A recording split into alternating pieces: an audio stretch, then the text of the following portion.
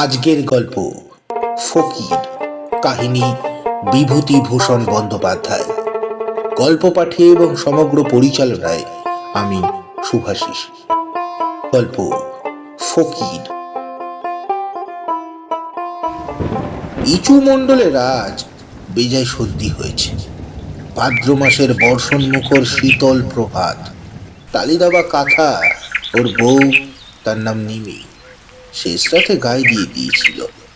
এমন সর্দি হয়েছে যেন মনে হচ্ছে সমস্ত শরীর ভারী হয়ে গেছে। ইচু শুয়ে শুয়েই পা দিয়ে চালের হাঁড়িটা নেড়ে দেখলে সেটা ওর পায়ের তলার দিকেই থাকে। হাঁড়িটাতে সামান্য কিছু চাল আছে বলে মনে হলো তার।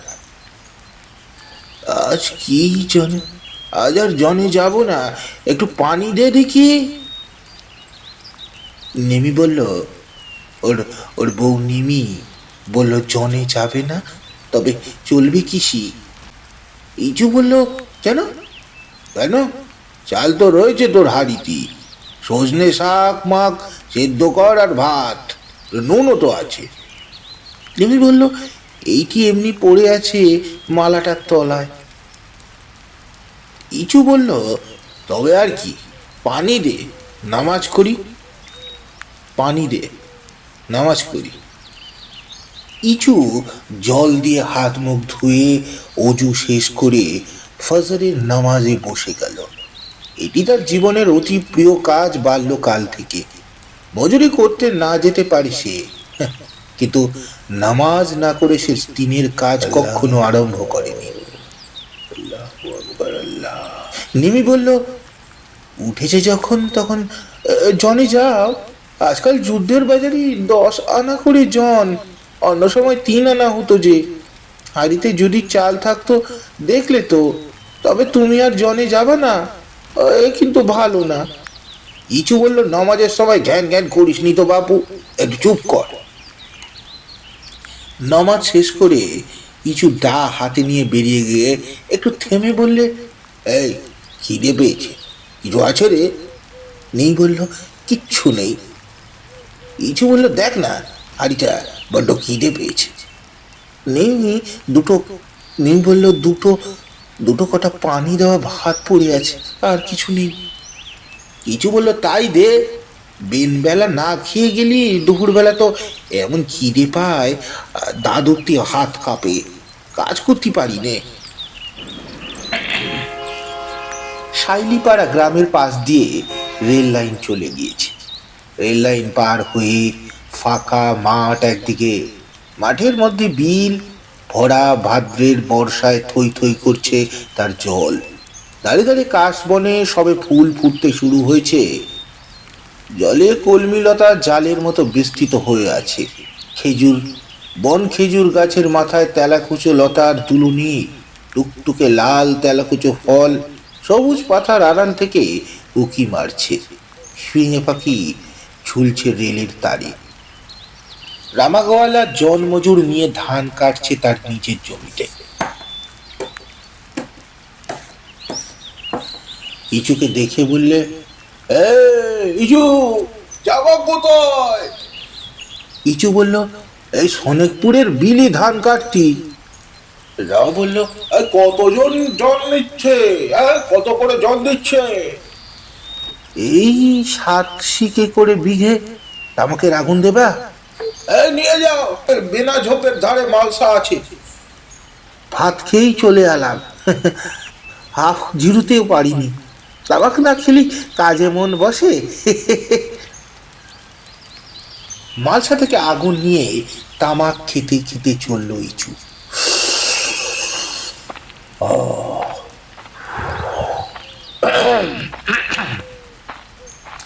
ইচুর গ্রাম থেকে 2 মাইল দূরে সনেকপুরের বিলে 150-200 বিঘে জমিতে ভাদুই ধান পেকে গাছ শুয়ে পড়েছে। যেমন বর্ষা নেমেছে, 2-5 দিনে বিলের জল বেরিয়ে পাকা ধান ডুবিয়ে দেবে। তাই এবার মজুরির রেট দিকে খুব বেশি। তার উপর আছে মজুরদের এক বেলার খোরাকি। ইচুর বড় ভালো লাগে আল্লাহর কথা শুনতে। পায়রাগাছির ফকির এই অঞ্চলের মধ্যে নাম করা সাধু। একবার ইচু তাকে দেখেছিল। বাল্যকাল থেকে ইচুর ঈশ্বরের দিকে কেমন একটা টান আছে। পায়রাগাছির ফকির সে টান আরো বাড়িয়ে দেয় ওর। ইচু যেন কেমন হয়ে গিয়েছে তারপর থেকে। সংসারে মন দেয় না, মজুরি করে পয়সা রোজগারের দিকে বা খাওয়া দাওয়ার দিকেও মন নেই। কাস্তে হাতে জমির ধান কাটতে কাটতে মাঝে মাঝে অন্যমনস্ক হয়ে পড়ে। অনেকে ওকে তা নিয়ে খ্যাপায়, বলে, এই ইচু শেষকালে ফকির হওয়া নাকি গো। ইচু মুখে কিছু বলতে পারে না, চুপ করে থাকে। সে নিতান্ত ভালো মানুষ, কারো কোনো কথার প্রতিবাদ করে না, কখনো কিছু বলতে পারে না। মজুরির রেট নিয়ে দরাদরি করতে পারে না বলে অনেকে ওকে ঠকিয়ে কাজ আদায় করে, বিনি মজুরিতে অনেক সময় খাটিয়েও নেয়। এই ইচু, আমার বাড়ির চাল কুমড়োর মাথাটা তুই থাকতে নষ্ট হয়ে যাবে। কেন, কি হয়েছে চাচা? খুঁটিগুলো সব পড়ে গিয়েছে রে। ওবেলা ওবেলা এসে ঠিক করে দেবুন চাচা।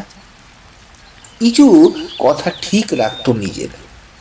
যাকে যা বলবে তা সে রাখবার জন্য প্রাণপণে চেষ্টা করবে, এটা সকলেই জানে। মহাজনের 2-3 বিশ ধান মুখের কথায় ওকে দিয়ে দিত। এ পর্যন্ত সে কারো টাকা বা ধান মেরে দেয়নি। একবার পাশের গ্রামের মুখুজ্জেতের জমির ধান সে ভুল করে কেটে ফেলেছিল। বেশি নয়, এই কাটা খানেক জমির পাকা ধান। মুখুজ্জেদের জমির পাশে তখন ওর নিজের ওটবন্দি জমি ছিল 2 বিঘে। মুখুজ্জে মশাই যখন জানতে পারলেন তার জমির ধান কে কেটে নিয়েছে, তখন খুব হইচই জুড়ে দিলেন। কে ধান কেটেছে সন্ধান করতে পারলেন না, কারণ সবার ধান তখন কাটবারই সময়। সকলেই বাড়িতে ধান নিয়ে গিয়ে ধরবে। দিন 2 পরে ইচু গিয়ে সন্ধ্যাবেলা তার বাড়ি গিয়ে হাজির হলো। মুখুজ্জে মশাই বললেন, কি রে ইচু, কি মনে করে? সালাম বাবু, একটা বড় ভুল করে ফেলেছি। মুখুজ্জে মশাই বললেন, কি রে, কি বল? ইচু বলল, আপনার জমির ধানটা কাটাখানে কেটে ফেলে ঘরের মধ্যে তুলে এলাম। তা বাবু, 1.5 সুদ দিয়ে সেই ধানটা আপনারা ফেরত দিতে চাই। মুখুজ্জে মশাই বললেন, ও, এটা তোর কাজ? আমি তো আকাশ পাতাল হাসলাম। হ্যাঁ বাবু, আগে হ্যাঁ বাবু, সেদিন বড্ড বর্ষা, জমির আল ঠিক করতে পারলিম না, তাই পরস্পর শুনলাম আপনার জমির ধানকে চুরি করেছে বলে আপনি খোঁজ করছেন। তখন ভাবলাম বাবুরে বলে আসি, খেতি লোকসান যখন অজান্তেই করে ফেলেছি, তখন 1.5 বাড়ি সুদ দেবো আপনারে। মুখুজ্জে মশাই বিশ্বাস করলেন ওর কথা। ইচুকে অন্তত চোর বলে কেউ সন্দেহ করবে না। ইচু জন কেটে খায় বটে, কিন্তু আশেপাশে 4-5 গ্রামের লোক ওকে মনে মনে শ্রদ্ধা করে। মুখুজ্জে মশাই বললেন, তোকে সুদ দিতে হবে না ইচু, আমার ধান যা কেটেছিস ও ফিরিয়ে দিতেও হবে না, ও তোকে দিলাম। ভুল করে ফেলেছিস, তা এখন কি আর হবে? ইচু বলল, তা তা হবে না মুখুজ্জে মশাই, ও ধান নিতে পারবো না, মাফ করবেন। ও ধান আমার গলা দিয়ে নামবে না। আল্লাহ যা আমায় হাতে তুলে দেবেন তাই খেয়ে পরাণ বেঁচিয়ে রাখবো, যা যা না দেবেন সে তো হারাম। মুখুজ্জে মশাই জানতেন ইচুকে, খুশি হয়ে বললেন, যা, 2টো ছিঁড়ে নিয়ে যা, বাড়ির মধ্যে তোর কাকিমার কাছ থেকে খেয়ে নিয়ে যা, যা। সনকপুরের বিলটায় পৌঁছে ইচু দেখলেন জন্মজুর এখনো কেউ আসেনি, এসে পৌঁছায়নি। এটা পছন্দ করে না সে। বেশি রেটে মজুরি নেব, অথচ কাজে আসবো দেরি করে, মালিকের কাজে ফাঁকি দেব, এ তার ভালো লাগে না। ধান কাটে ঘড়ির কাটার মতো, এ কাজে তার ফাঁকি নেই। পথ চলতি লোকে জিজ্ঞেস করে, কি ধান এটা গো? ইচু বলে, বেনা ঝুপি। এবার কেমন ফসল? হ্যাঁ, 2.5 থেকে 3 বিশ পর্তা হতে পারে। বিঘয়? বিঘয় না কাটায়? বিঘয় নাকি কাটায়? ইচু হা হা করে হাসে পথিকের অজ্ঞতায়। পথিকের উদ্দেশ্য করে চেঁচিয়ে বলে, কাঠায় 2.5 ধান ফলন হলি কি আমরা জন খেটে খাতাম গো কথা। বাড়ি কোথায় তোমার? এই শৈলীপাড়া। নাম? ইচু মণ্ডল। বেলা 2:30-টের গাড়ি দূরের রেল লাইন দিয়ে গড় গড় করে চলে গেল। জনমজুরদের জন্য জমির মালিক খাবার পাঠিয়েছে। একজন লোক বাঁকে ঝুলিয়ে 8 ক্রোশ দূরবর্তী শনিকপুর গ্রাম থেকে কাঁসার জামবাটিতে সাজিয়ে এনেছে গরম ভাত, কুমড়ো শাকের ঘন্ট, কুচো চিংড়ি ভাজা। এই সময় ভালো খেতে দিয়ে মন খুশি করা মানে বেশি কাজ আদায় করা ওদের কাছ থেকে। জমির মালিকেরা তা জানে। আখের মণ্ডল খেতে খেতে বলে, এইটুকু আজ একটু সকাল সকাল যাবো। মোর ঘরে নুন নেই, আর বাজার থেকে নুন না নিয়ে গেলি বাচ্চা কাচ্চা খেতে পাবে না। ইচু বলল, নুন? নুন কনে পাবা? বাজারে কাল তো খোঁজ করছি, নুন তো মেলে না।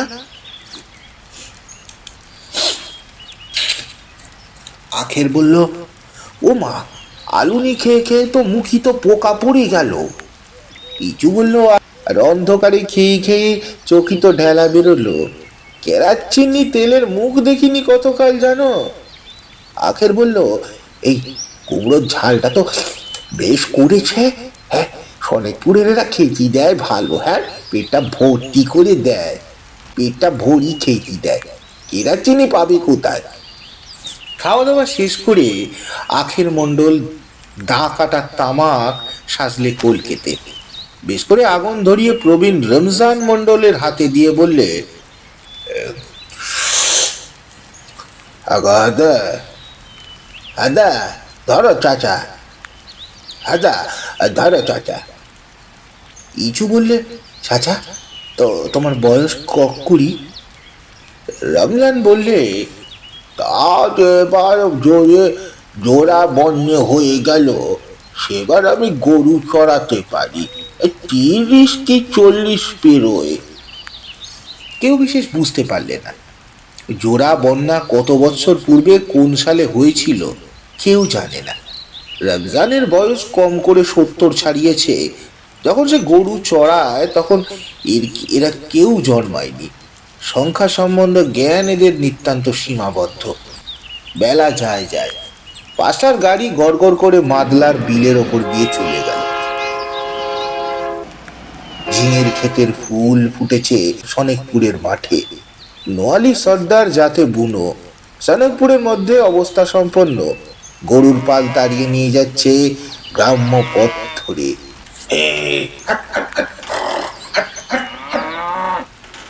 ইচু সন্ধ্যার নামাজ শেষ করে উঠতেই বেড়ার ধার থেকে নোয়ালি সর্দার বললে, এই চু, কাল আবার জন দিতে পারবা? না গো। কেন? শনিকপুরের ওয়ালাদের বিলির ধান কাটা হচ্ছে। চলো না আমার বাড়ি, তামুক খেয়ে যাওয়া। রমজান মণ্ডলকে ইচু ডাক দিলে, ও চাচা, চাচা, সর্দারের বাড়ি তামুক খাওয়া, চলো। নোয়ালি সর্দারের তামুক খাওয়ানোর আসল উদ্দেশ্য মজুরির রেট সম্বন্ধে দর দস্তুর করা। ইচুর রমজানের পুত্রের বয়সী, সুতরাং দর দস্তুর সম্বন্ধে রমজান নেতা হয়ে কথাবার্তা চালালে। এইটা ঠিক আছে, এত 60 শিখের কম পারবুনি গো বাবু। এ তো তুমি রাগ করো না সর্দার। রমজান বললে।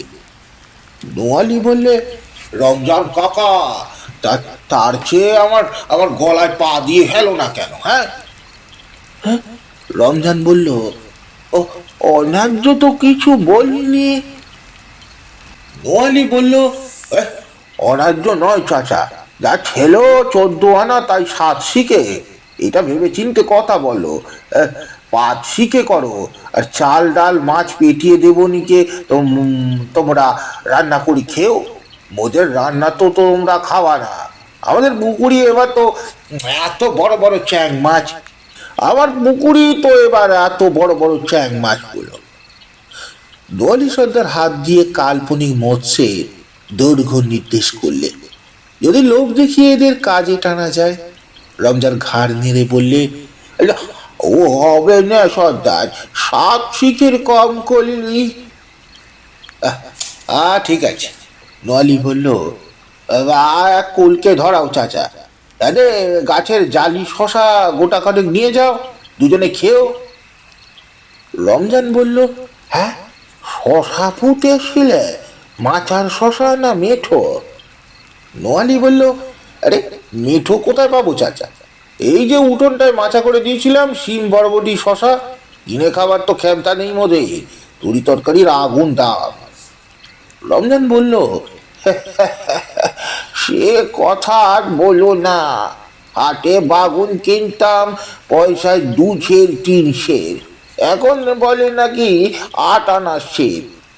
খাদ্য খাদ্য উঠে গেলে। ঝিঙে আছে?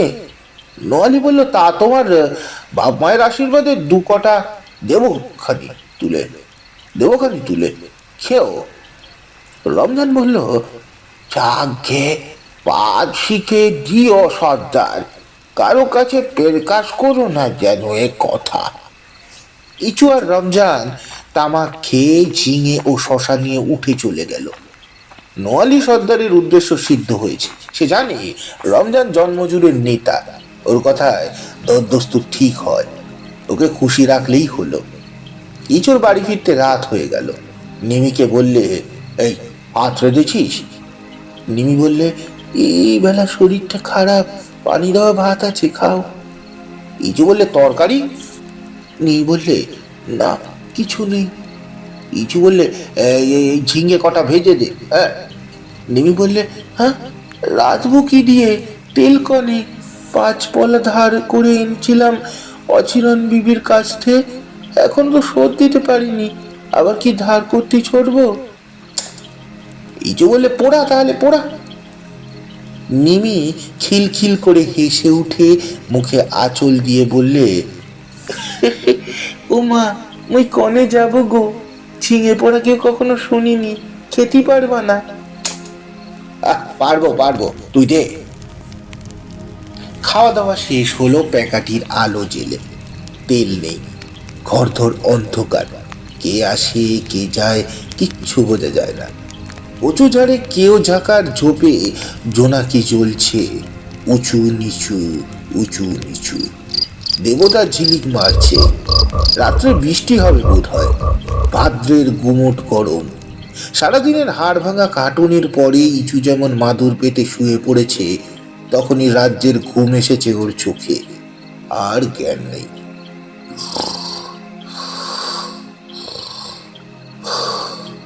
কতক্ষণ পরে সে জানে না, লোকজনের গোলমালে ইচু শেখের ঘুম ভাঙল। অনেক লোকের গলা বাইরে, ওরই বাড়ির উঠোনে। ইচু বললে, ব্যাপারখানা কি? পাড়ার মোড়েল হাফেজ বুড়োর গলা। ওই চো বাড়ি আছো নাকি? বচিরদ্দি বললে, এই ইচু বলে, ওঠো একটু, শোনোই যে কি। ভোর সবে হয়েছে, কাকপক্ষীতে ডাকতে শুরু করেছে। ইচু ধরফর করে উঠে চোখ মুছলে। ফজরের নামাজের সময় উত্তীর্ণ হয়ে যায়, কিন্তু এত লোক উঠোনে কেন? তাকে ডাকাডাকি বা কিসের জন্য এত সকালে?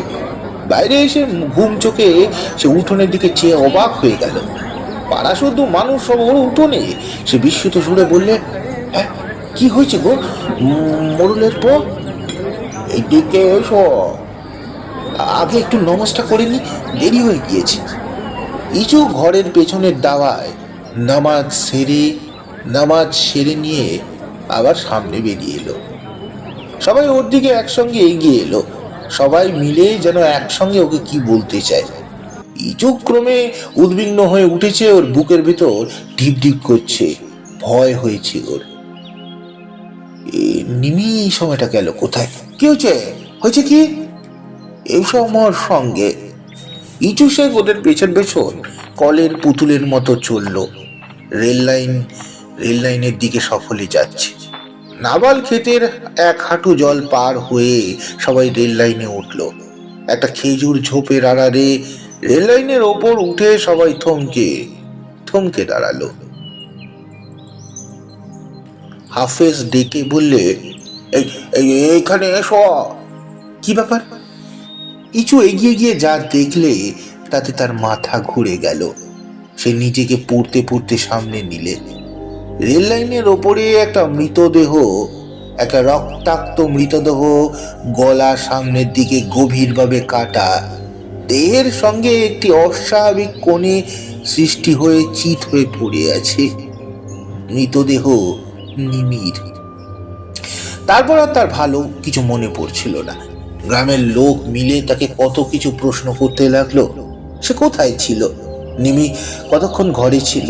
নানা প্রশ্ন। নিমি রেলে গলা দিয়ে মরেনি, নাকি তাকে খুন করে টেনে এনে রেলে শুইয়ে দেওয়া হয়েছিল? তার গলার চিহ্ন পাওয়া গেছে।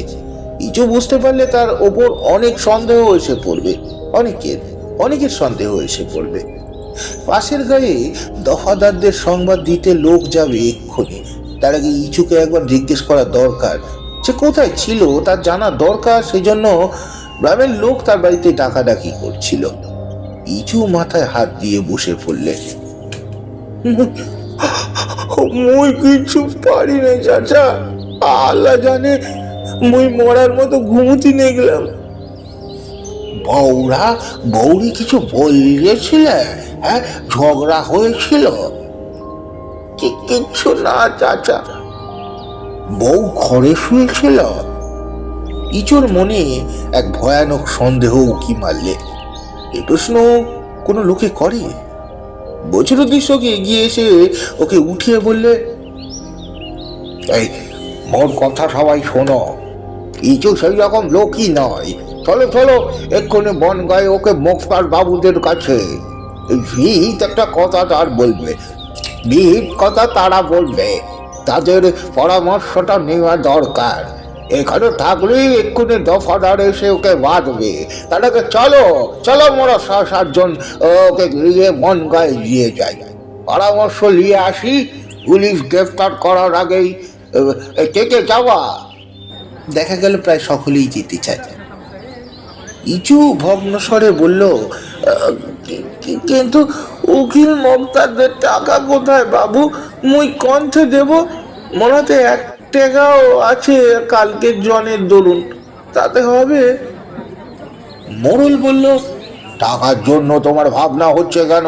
হ্যাঁ, তোমার জান যদি বাঁচে টাকা কত টাকা হবে? হ্যাঁ, সে ভাবনা মোদের। তোমার জান যদি বাঁচে কত টাকা হবে? সে ভাবনা মোদের। তুমি চলো দিনই। কি বলো বছরুদ্দিন? তা নিশ্চয়। টাকার জন্য তুমি ভেবো না, সে মোরা দেখব। মোড়ল বলল, এই রেল লাইন ধরে চলা যাক। সোজা রাস্তা দিয়ে গিলে পুলিশ ধরতে পারে। বেলা 7:30টার মধ্যেই ওরা বনগ্রামের বড় মুক্তার রামলাল চাটুর্যের বাসায় পৌঁছে গেল। রামলাল বাবু বেশিক্ষণ ওঠেননি। সেরেস্তায় বসে চা খাচ্ছিলেন এবং মুহুরী দুলাল চক্রবর্তীকে বিলম্ব করে আসার জন্য তিরস্কার করছিলেন। এত দেরি কেন? এত দেরি কেন? রামদুলাল বাবু বললেন, কাল চলে গেলে কাছারি থেকে বাড়ি। জামিন নেওয়া 2 সই করাতে হবে। তোমার সে খেয়াল থাকে না? আর এখন এলে 8টার সময়। এমন করলে কি করে আমি কাজ চালাই? ওদের দরখাস্তের নকল নেওয়া হয়েছে? দুলাল বাবু বললেন, আগে নকলের জন্য দরখাস্ত কাল হয়েছে। কাল বিনয় বাবু সকাল সকাল চলে গিয়েছিল, দেখা পাইনি। রামদুলাল বাবু বললেন, সকালে কাছারিতে গিয়ে আজ নকল 2খানা বার করে ফেলো আগে, নইলে জেরাই হবে না।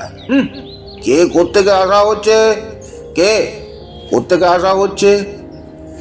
হাফেজ মন্ডল এগিয়ে এসে ডান হাত তুলে কপাল ঠেকিয়ে বললে, সালাম বাবু, সালাম। রামদুলাল বাবু বললেন, কি ব্যাপার, বাড়ি কোথায়? মোড়ল বললে, বিপদে পড়ে গেছি বাবু, আলাম বাবুর কাছে বড় বিপদে পড়ে গেছি, খুনের ফ্যাসাদ। রামদুলাল বাবু প্রবীণ মুক্তার, মুক্তারি ব্যবসায় চুল পাকিয়েছেন। রক্ত কেসে যখন লোক ধরা পড়ে তখন দিকবিদিক জ্ঞান শূন্য হয়ে টাকা পয়সা খরচ করে, ধীরভাবে সে পয়সা আদায় করতে হয়। সুতরাং একটা সিগারেট ধরিয়ে আরাম করে টান দিয়ে গম্ভীরভাবে বললেন, কোন কিরকম? হাফেজ ইচুর দিকে আঙুল দেখিয়ে বললে, এই লোকটার বউকে গলা কাটা অবস্থায় কাল রাতে রেল লাইনে পাওয়া গিয়েছে।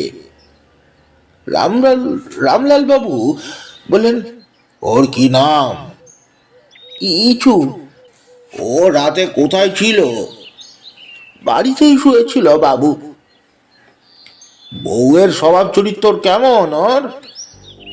হাফেজ চুপ করে রইল। সে প্রবীণ লোক, গ্রামের মোড়ল, তার মুখ দিয়ে আরো কথা বার হয় কেন?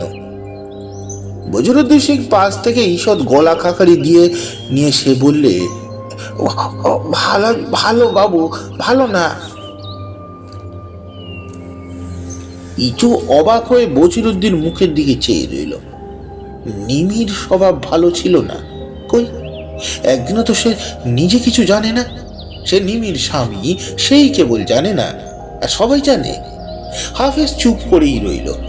বছিরুদ্দিন বলে যেতে লাগলো, বাবু, এ লোক বড্ড ভালো মানুষ, নিরীহ ভালো মানুষ, এ কিচ্ছু জানে না এসব কথা, কোনো করেনি। রামলাল মুক্তার বাধা দিয়ে ধমকের সুরে বললেন, তুমি কি করে জানলে? তোমাকে ডেকে নিয়ে গিয়ে লোকে খুন করবে নাকি? যা যা তুমি জানো তাই বলো। যা জানো না তা নিয়ে জ্যাঠামি করো না। যাও বসো ওখানে। তুমি কি জানো বলো মোড়ল, বলো। বছিরুদ্দির অবস্থা বিপর্যয়ে হাফিজ একটু ভয় পেয়ে গেল। সমীহ করে সংযত হয়ে বললে, আগে বাবু, অতি ন্যায্য কথা, তবু একটু আমাদের ভালো লোক, হ্যাঁ লোক ভালো, সবাই এ কথা জানে। আপনি আপনি সব লোককে জিজ্ঞেস করবেন আর সবাই একই কথা বলবে। রামদুলাল বাবু সিগারেটটা টান দিয়ে বললেন, ঘটনা বলো। হাফেজ ঘটনাটা বর্ণনা করলে। ইচু মণ্ডলের মুখে সে যা শুনেছে। মোড়ল বললে, জন খেটে এসে অঘরে ঘুমোচ্ছিল বাবু, সবাই গিয়ে দেখে ওর ঘুম ভাঙায়। ও বলেছিল রাত্রে ঘুমে অচৈতন্য হয়ে পড়েছিল, কি হয়েছে না হয়েছে সে কিচ্ছু জানে না। সবার আগে ওর স্ত্রী ওকে ভাত খেতে দিয়েছিল, ঝগড়া বিবাদ হয়নি। রামদুলাল বাবু বললেন, তাহলে আত্মহত্যা নয় তো? মোড়ল বললে, না বাবু, গলায় অস্ত্রের দাগ দেখলে বোঝা যায়। গলা কেটে রেল লাইনে ফেলে রেখেছিল। রামদুলাল বাবু বললেন, অন্তত তাই একটা প্রিজাম্পশন হবে, পুলিশও তাই বলবে। লাশ দেখে কে আগে? মোড়ল বললে, বাবু, মোর ভাই নবী শেখ সকালে রেল লাইনের নালায় ধারে মাছ ধরতে গেছিল, তারাই দেখতে পায়। এ হন্তদন্ত হই ছুটি এসে আমারই খবর দেয়, মুই তখনই তো দৌড়ালাম লাইনের ধারে।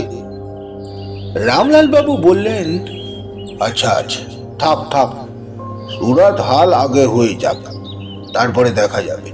গ্রামের দফাদারকে খবর দিয়ে এসেছে তো, বেশ করেছে। বড্ড শক্ত কেস, সন্দেহ গিয়ে ইচু মণ্ডলের ওপরই পড়বে। বউয়ের স্বভাব চরিত্র খারাপ ছিল, ভালো মানুষ লোক হঠাৎ রেগে গিয়ে এক্ষেত্রে ভয়ানক হয়ে উঠে কিনা। তোমরা লুকিয়ে চলে এসেছো? মোড়ল বলল, হ্যাঁ বাবু।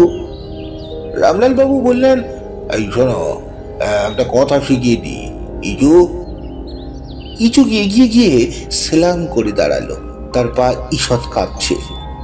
রামদুলাল বাবু বললেন, বলি শোনো, তুমি খুন করেছো কি না তা তা তোমায় জিজ্ঞেস করব? আমাদের তো কাজ নয়, আমরা ধরে নেব তুমি খুন করোনি, কিন্তু পুলিশে তো তা শুনবে না। তোমাকে আজ সম্ভবত রাস্তায় যেতে যেতেই গ্রেপ্তার করবে। শোনো, তোমায় স্বীকার করবার জন্য নানা রকম চেষ্টা করবে, কিন্তু তুমি কিছুতেই বলো না যে তুমি খুন করেছো। হ্যাঁ, স্বীকার কিছুতেই করবে না। করেই থাকো বা না করেই থাকো, বুঝলে? যাও যাও, সাবধানে যাও। মোড়ল বলল, বাবু, পুলিশে ধরলে রাখবে কনে ওরে? রামলাল বাবু বললেন, রাখবে রাখবে হাজতে, যতদিন না বিচার শেষ হয়। তবে এখানে শেষ বিচার হবে না। দোষী প্রমাণ হলে দায়রায় চালান হবে যশোরে।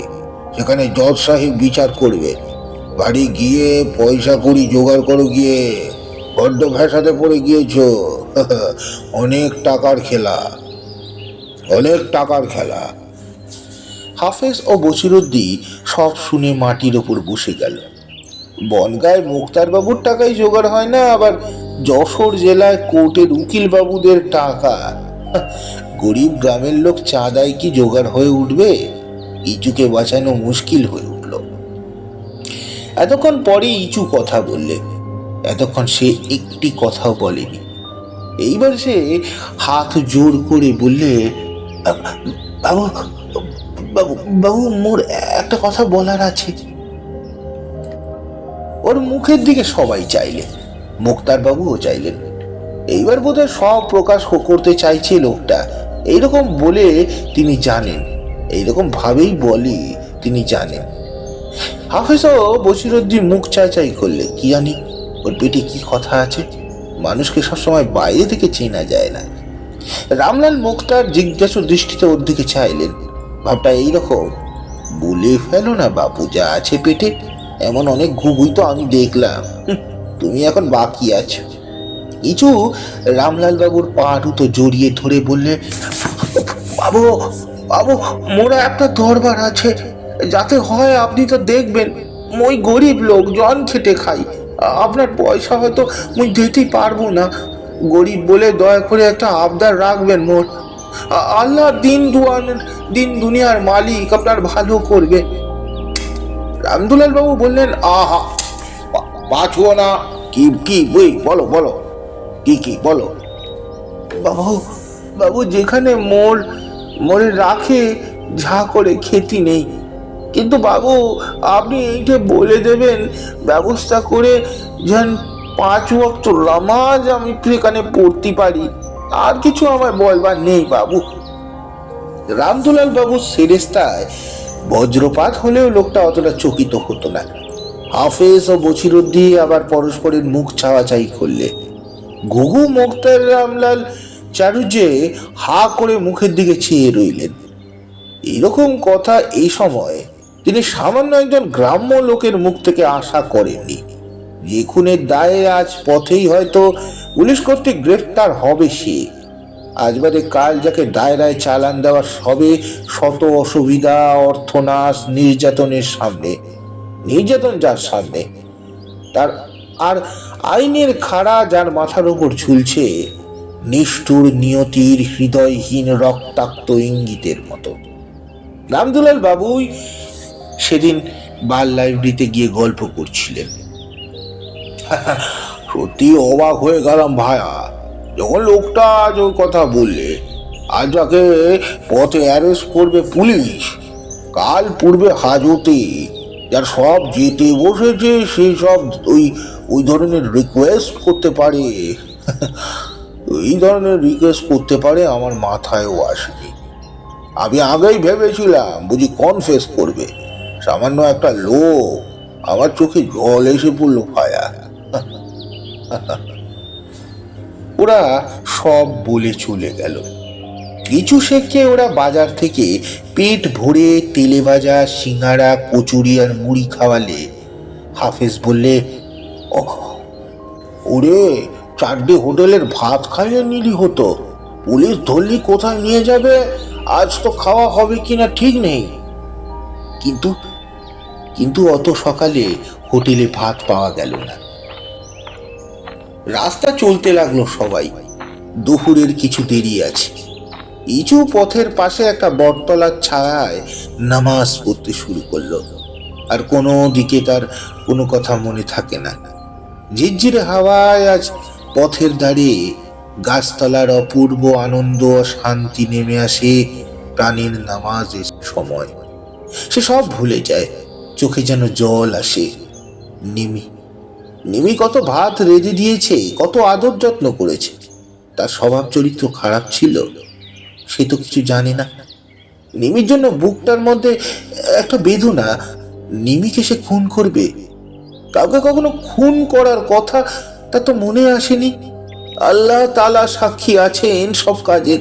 ভয় কি? মালিক যা করবেন, যা করাবেন তাই হবে। রাস্তায় ওকে পুলিশ ধরলে না।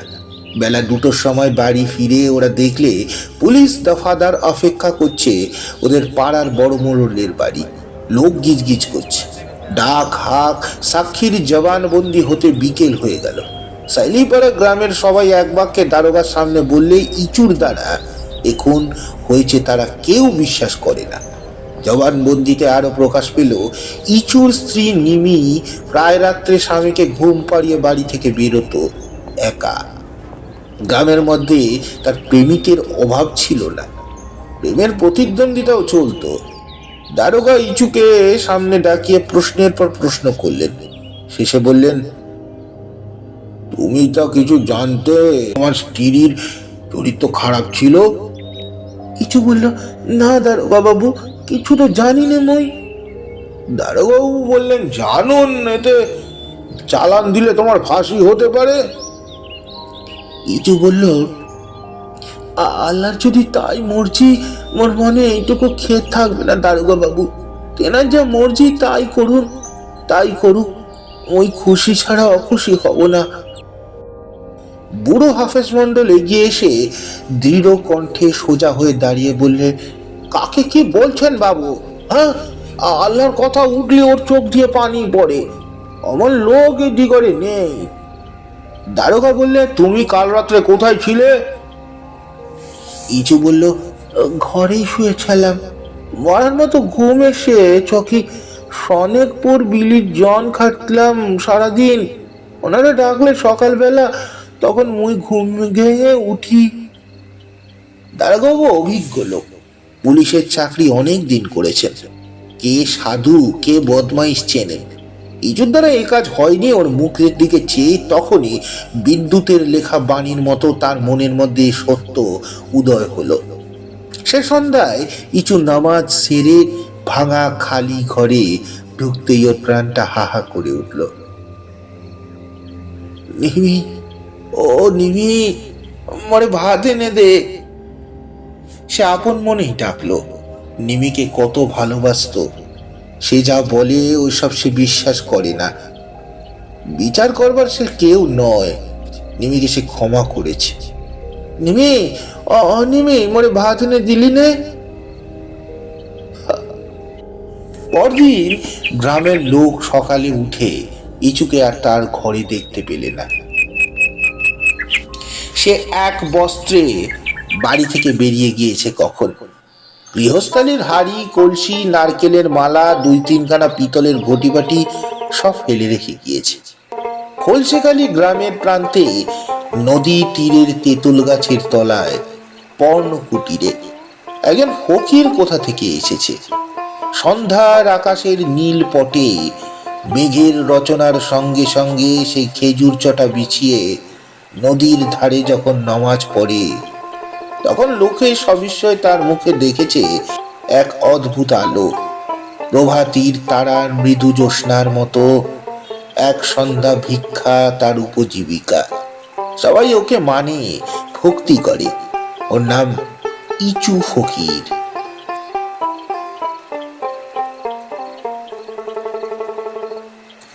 সমাপ্ত। গল্পটি আপনাদের কেমন লাগলো অবশ্যই জানাবেন। গল্পটি ভালো লাগলে অবশ্যই লাইক, সাবস্ক্রাইব ও শেয়ার করে আমাকে সাপোর্ট করতে ভুলবেন না। নমস্কার।